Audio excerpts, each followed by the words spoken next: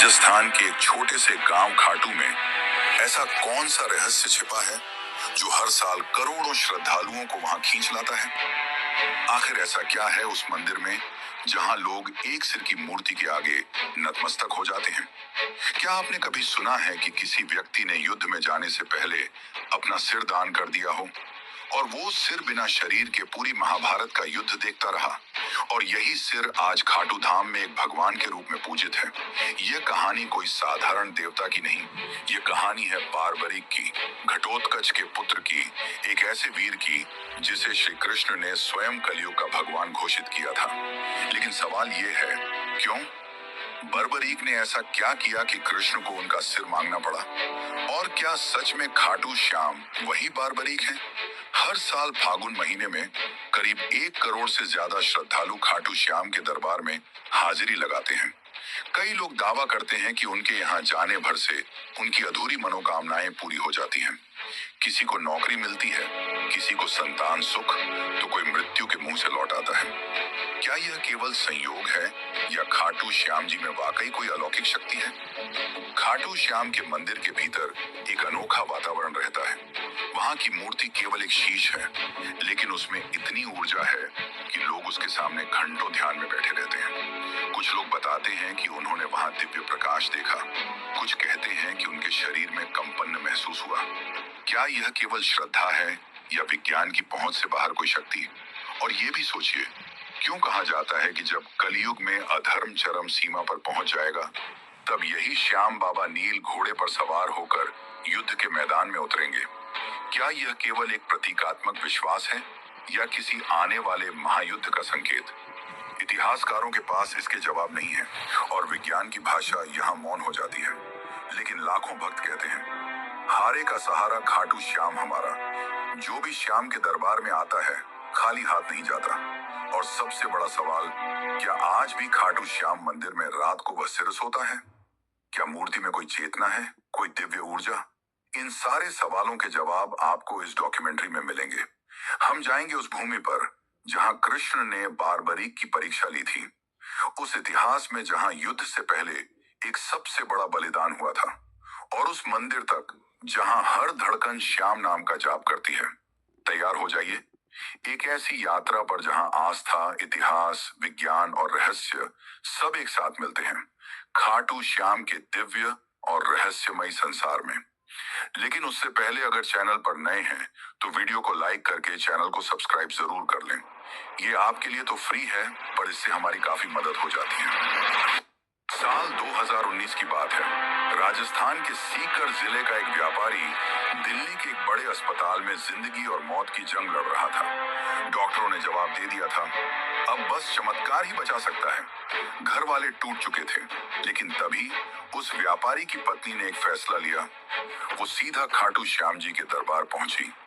आंखों में आंसू, हाथ में नारियल और दिल में एक ही संकल्प, हे श्याम बाबा, अगर मेरे पति को जीवन दान मिला तो मैं हर साल आपके दरबार में सेवा करूंगी। कहते हैं अगले ही दिन उस व्यक्ति की हालत में चमत्कारी सुधार हुआ। डॉक्टर तक हैरान थे, लेकिन यह सिर्फ एक कहानी नहीं है। ऐसे हजारों किस्से खाटू धाम से जुड़े हैं, जहां विज्ञान की सीमाएं खत्म हो जाती हैं और आस्था शुरू होती है। राजस्थान की तपती रेत पर जब सूर्य की किरणें पड़ती हैं, तो लगता है मानो इतिहास की कोई सुनहरी परत जाग उठी हो। इस पावन भूमि की हर सांस में कोई ना कोई गाथा बसी हुई है। इन्हीं गाथाओं में एक है खाटू श्याम की। सीकर जिले में बसे इस मंदिर को लेकर केवल श्रद्धा ही नहीं, रहस्य भी जुड़ा है। कहते हैं यह मंदिर केवल एक पूजा स्थल नहीं, बल्कि एक ऐसी जीवित गाथा है जो आपको महाभारत काल से जोड़ती है। एक ऐसे योद्धा से मिलवाती है जो युद्ध में लड़ने नहीं, सिर कटाने आया था। एक ऐसा वीर जिसने श्री कृष्ण की एक परीक्षा के लिए अपना शीश तक समर्पित कर दिया, वो भी हंसते हुए। क्या आपने कभी सुना है कि किसी का कटा हुआ सिर युद्ध भूमि देखता रहा और फिर वर्षों बाद वही सिर कलयुग में भगवान बन गया? यह वही स्थान है जहां सिर की पूजा होती है, शरीर की नहीं। जहां मंदिर के गर्भगृह में कोई सामान्य मूर्ति नहीं, बल्कि एक ऐसा सिर विराजमान है जिसे वर्षों तक जमीन के नीचे दबा रखा गया था।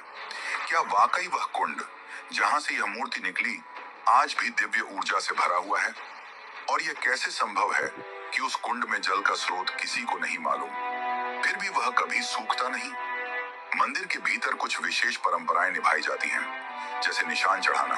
लेकिन क्या आपने कभी सोचा है कि ये निशान केवल एक प्रतीक है या फिर इनसे जुड़ी कोई ऊर्जा वाकई काम करती है? हजारों लोग दावा करते हैं कि उन्होंने खाटू श्याम से कुछ मांगा, निशान चढ़ाया और फिर वो चमत्कार हुआ जिसे वो खुद भी नहीं समझ सके। क्या ये केवल संयोग था या किसी अदृश्य शक्ति की कृपा? जब तुम खुद कोशिश। इतना ही नहीं, मंदिर से कुछ दूरी पर स्थित है एक प्राचीन शिवलिंग जिसे औरंगजेब ने तोड़ने की कोशिश की थी, लेकिन कहते हैं जैसे ही उसके सैनिकों ने उस पर वार किया, कुछ ऐसा घटा कि पूरा लश्कर डर के मारे पीछे हट गया। आज भी वह टूटा हुआ शिवलिंग एक चेतावनी बनकर खड़ा है। पर यह कैसा भय था जो एक क्रूर शासक को भी पीछे हटा गया? मंदिर में आने वाले लोग बताते हैं कि वहां पहुंचते ही कुछ महसूस होता है। किसी को स्वप्न में दर्शन होते हैं, किसी को जीवन की सबसे बड़ी समस्या का समाधान मिलता है। और इनमें एक बात समान है, एक अदृश्य उपस्थिति, एक रहस्यमयी शक्ति जो शब्दों से परे है। क्या यह श्रद्धा की शक्ति है या उस स्थान से जुड़ी कोई प्राचीन चेतना? और शायद सबसे चौंकाने वाली बात यह है कि खाटू श्याम मंदिर के भक्त सिर्फ भारत तक सीमित नहीं, इंग्लैंड, अमेरिका, ऑस्ट्रेलिया जैसे देशों से भी लोग यहाँ निशान यात्रा करने आते हैं। यह श्रद्धा किसी भाषा, किसी जाति, किसी धर्म की मोहताज नहीं, बस एक भावना चाहिए, भक्ति। और इस भक्ति में ही छिपे हैं वो प्रश्न जो सदियों से लोगों के मन को कुरेदते आए हैं। क्या खाटू श्याम ही कलयुग के विष्णु अवतार हैं? क्या वो सच में नील घोड़े पर सवार होकर अंतिम युद्ध में उतरेंगे? क्या वो प्रतिमा सच में चेतन है? क्या श्याम बाबा आज भी भक्तों से संवाद करते हैं? क्या उनकी प्रतिमा रात में विश्राम करती है जैसे कोई जीवित सत्ता? इन सभी सवालों के जवाब आपको इस डॉक्यूमेंट्री में मिलने वाले हैं, और साथ ही हम जानेंगे कि आप कैसे खाटू श्याम की यात्रा कर सकते हैं और आपको कब यहाँ जाना चाहिए। ये केवल एक वीडियो नहीं, बल्कि एक यात्रा है, श्रद्धा और रहस्य की, इतिहास और चमत्कार की, और सबसे अहम उस दिव्य अनुभूति की जिसे शब्दों में नहीं बांधा जा सकता। तो आइए चलिए उस रास्ते पर जो आपको केवल एक मंदिर नहीं बल्कि एक चमत्कार से रूबरू कराएगा, खाटू श्याम का चमत्कार। बाबा खाटू श्याम का संबंध महाभारत काल से माना जाता है। वे घटोत्कच के पुत्र थे। कथा की शुरुआत होती है उस अंधकारमय दौर से जब कौरवों और पांडवों के बीच तनातनी अपने चरम पर थी। हस्तिनापुर का राजमहल राजनीति, द्वेष और षड्यंत्रों का केंद्र बन चुका था। दुर्योधन के मन में पांडवों के प्रति द्वेष दिन ब दिन बढ़ता जा रहा था। उसे यह भय सताने लगा था कि यदि युधिष्ठिर को राज्य मिला तो भविष्य में कौरवों की सत्ता समाप्त हो जाएगी और वह स्वयं एक सेवक बनकर रह जाएगा। इसी भय और ईर्ष्या ने उसे एक भयावह योजना बनाने को प्रेरित किया, पांडवों को समाप्त कर देने की योजना। भीष्म पितामह ने जब धृतराष्ट्र को युधिष्ठिर के राज्याभिषेक का सुझाव दिया, तब दुर्योधन ने धृतराष्ट्र के मन में विष भर दिया। उसने कहा, यदि एक बार युधिष्ठिर राजा बन गया तो फिर कभी यह राज्य हमारे पास नहीं लौटेगा। धृतराष्ट्र युधिष्ठिर को योग्य मानते थे, लेकिन दुर्योधन के आग्रह के सामने वह असहाय हो गए और पांडवों को वाराणावत भेजने का निर्णय ले लिया। लेकिन यह सिर्फ एक यात्रा नहीं थी, ये एक घातक जाल था। दुर्योधन ने वाराणावत में एक महल बनवाया, ऐसा महल जो बाहर से तो वैभवशाली दिखता था, लेकिन भीतर से एक अग्निपाश था। लाक्षागृह यानी वह भवन लाख, चर्बी, सूखी घास और अन्य ज्वलनशील वस्तुओं से बना था।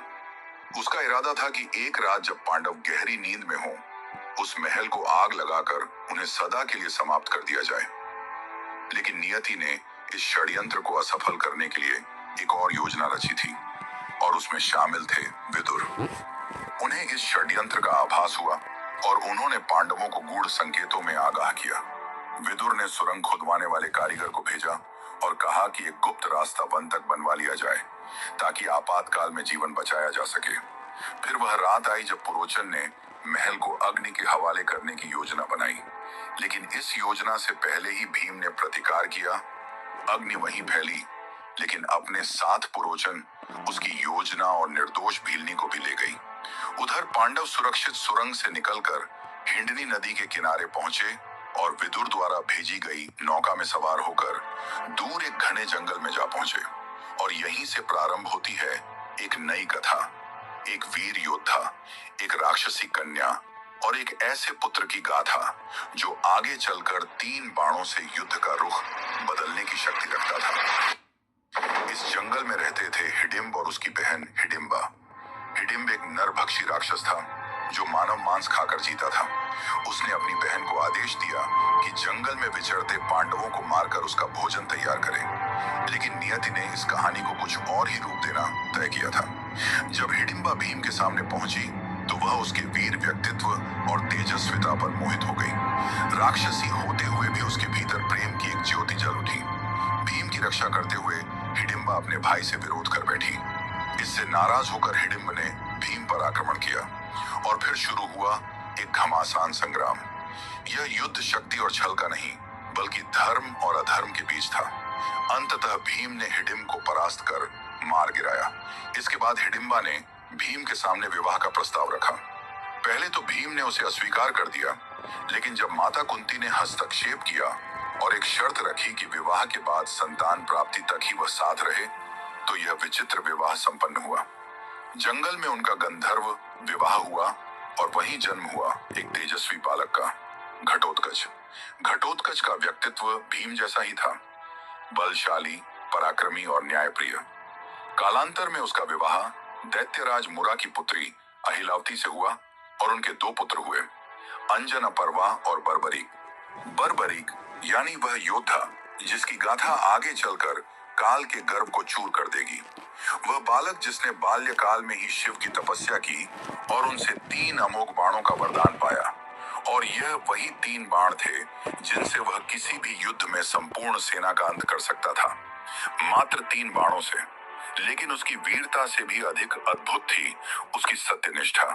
अपनी माता से किए एक वचन ने उसे एक ऐसे मार्ग पर ला खड़ा किया जहां से इतिहास की धारा मुड़ गई। वह वचन था, मैं सदा हारे की ओर से युद्ध करूंगा। और यहीं से प्रारंभ होता है खाटू श्याम बनने की ओर उसका अंतिम सफर। घटोत्कच और अहिलावती का वह तेजस्वी पुत्र बर्बरीक बचपन से ही असाधारण प्रतिभा का धनी था। उसकी आंखों में वीरता की चमक थी और हृदय में धर्म की लौ। वह युद्ध विद्या, अस्त्र शस्त्र, नीति और तपस्या में अपराजय था। लेकिन उसकी सबसे बड़ी शक्ति थी उसकी आस्था। जब वह थोड़ा बड़ा हुआ, उसकी माता अहिलावती ने उसे एक दिव्य उद्देश्य के लिए तैयार किया। उन्होंने उसे भगवान शिव की कठोर तपस्या करने को प्रेरित किया। बर्बरीक ने तप की आग में अपने शरीर को तपाया और उसकी भक्ति से प्रसन्न होकर महादेव ने उसे 3 अमोघ बाणों का वरदान दिया। ये बाण कोई साधारण बाण नहीं थे। ये बाण ऐसे थे कि एक से लक्ष्य को चिह्नित किया जा सकता था, दूसरे से उसका संहार और तीसरे से उसे वापस बुलाया जा सकता था। कहा जाता है कि मात्र इन 3 बाणों से वह समस्त पृथ्वी की सेनाओं का अंत कर सकता था। समय बीतता गया और युद्ध का वह क्षण समीप आ गया जिसे महाभारत के नाम से जाना जाता है। कुरुक्षेत्र की भूमि पर धर्म और अधर्म आमने सामने थे। सभी योद्धा एकत्र हो चुके थे।